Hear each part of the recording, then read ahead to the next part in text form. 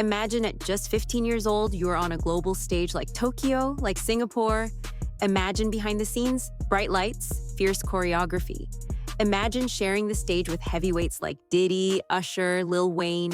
Imagine being part of a legacy that changed hip-hop forever. Now imagine going home each night to a house filled with love. Your dad, a jazz musician, your mom, a singer, 4 brothers who look out for you, all cheering you on. That was the life of K-Rose until it wasn't. Because behind closed doors, she was hiding a secret so dark it could destroy careers. This is the untold story of K-Rose. If you grew up between the early 2000s to late 2010, you might remember her. One Dance, Hot 97 Summer Jam, BET Awards, performing alongside some of the biggest names in hip-hop. Her hit single, Sleep When I'm Dead, had over 4 million views on YouTube. By age 18, she traveled the world, experienced more than most do in a lifetime. But what was it like, really? Let's rewind back to the beginning. Born in 1994, K-Rose had rhythm in her blood. Her father, a jazz musician, and her mother, a singer. Growing up in New York City, she started ballet at the age of 5 and later practiced taekwondo. Then came hip-hop. At age 11, she joined a crew called the Hip Hop Kids, and under the direction of Terry and Joe Tao, they toured internationally. For example, in September 2005, you could find them dancing for 50 Cent in Las Vegas. In January 2006, they performed in Japan. As the kids got older, they continued touring, including shows with artists like Sean Paul and Kiara.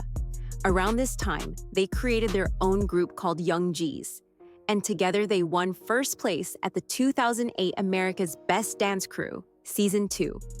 Just 2 years later, they took their talents global, appearing in commercials, TV shows, and music videos. For example, in 2010, they appeared in Justin Bieber's video for Baby.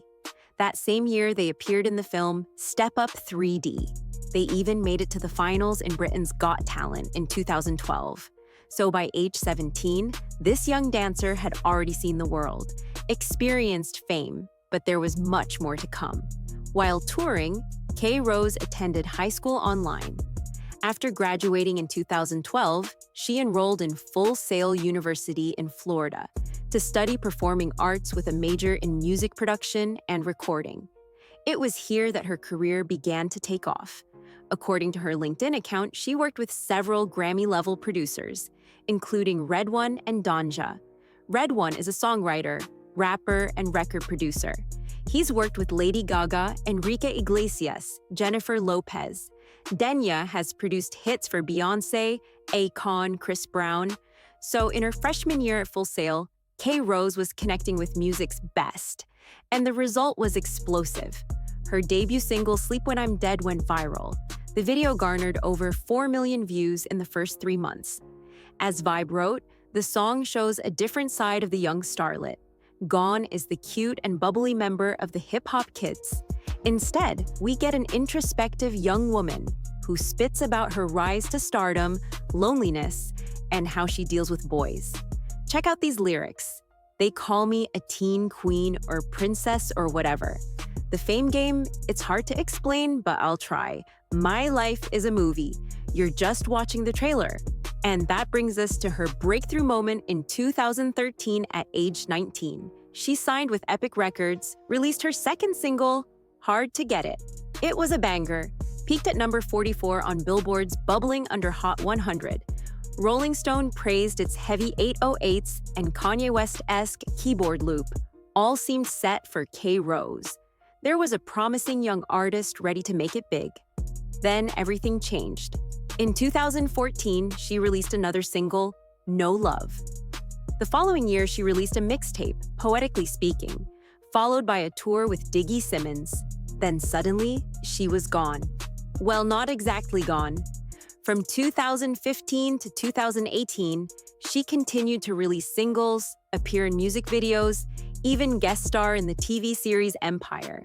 But by all accounts, her career fizzled out. According to the lawsuit, her managers prevented her from taking classes, meeting other producers, or collaborating with artists. Basically, her career was put on hold. Why? We don't know yet. Maybe the labels had plans for her, a plan that didn't include the young dancer. Or maybe the lawsuit is right and her managers buried her career. See, after leaving Epic Records, K-Rose signed with Bystorm Records, a Miami-based label founded by Fat Joe and Terrence TA Dixon. Here's where the story takes a dark turn. According to a federal lawsuit filed on June 28, 2023, when K-Rose was just 15 years old, Andre Dre Lion, one of the label's founders, allegedly groomed and abused her. This was not your typical dance studio setup. It was in a professional recording studio, which makes sense considering Dre's background. Before founding Bystorm Records, he worked as a DJ and producer. He even founded his company, Big Apple Recording Studios. According to the lawsuit, the abuse happened during and after studio sessions between 2008 to 2009, when K-Rose was 15 to 16 years old. Dre allegedly isolated her, manipulated her, forced unwanted kissing and touching, fondled, had sex with her. The lawsuit also alleges that label boss Fat Joe and his business partner, TA Dixon, knew about the abuse and did nothing to stop it. In fact, according to the lawsuit, Fat Joe even threatened K-Rose to keep quiet about the abuse. What's worse, the abuse was not limited to K-Rose. Another victim is identified only as Jane Doe 1 in the lawsuit. Fat Joe and TA Dixon are also implicated in a larger Rico case involving drug trafficking, money laundering, fraud, and violence in Miami. Now let's fast forward to 2023. The lawsuit states that Dre texted K-Rose on February 13, 2023, possibly because of the ongoing investigation. He offered her $100,000 to drop her allegations against him. Of course, she refused.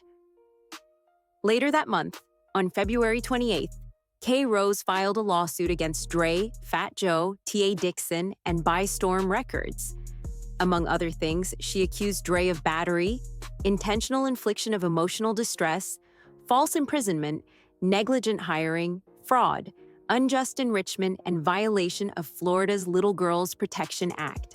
Plus, she accused Fat Joe and TA Dixon of negligence, vicarious liability, and intentional interference with her career.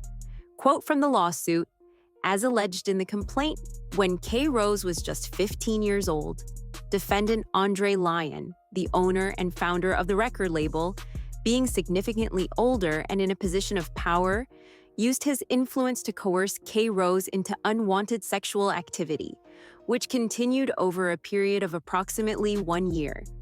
So why speak out now? Why not stay silent like many other victims? The lawsuit seems to address that.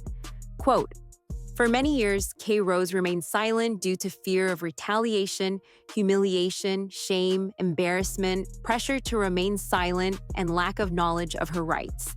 These fears were amplified by reason of her age at the time of the incident. However, K-Rose can no longer remain silent. With the passage of time, the filing of this lawsuit is the only way to vindicate the substantial injuries and damages she has suffered since childhood as a result of defendant's conduct. Now, it's important to note that none of the allegations have been proven in court.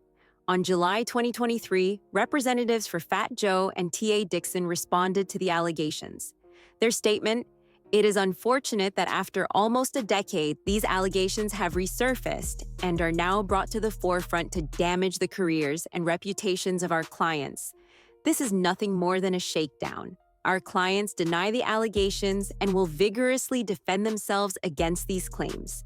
So far, the case has not gone to trial. However, civil court could expose more details about what really happened behind the scenes at Bystorm Records. Also, K-Rose's attorney says no criminal charges have been filed yet. But the statute of limitations does not expire until 2024. In the meantime, we wait for answers, we wait for justice, and we wait for the truth. What must break before the next generation stands up? We're talking about the new generation of young dancers, singers, rappers, all looking for their big break. We want them to grow up in an industry that values talent, hard work, dedication, not connections or favors. That's all for now. If you believe survivors need to be heard, Comment below if you want to see the full version of the lawsuit. Comment below if you have tips for K-Rose's team. Thanks for watching. Follow for more updates. This is a story told. See you next time.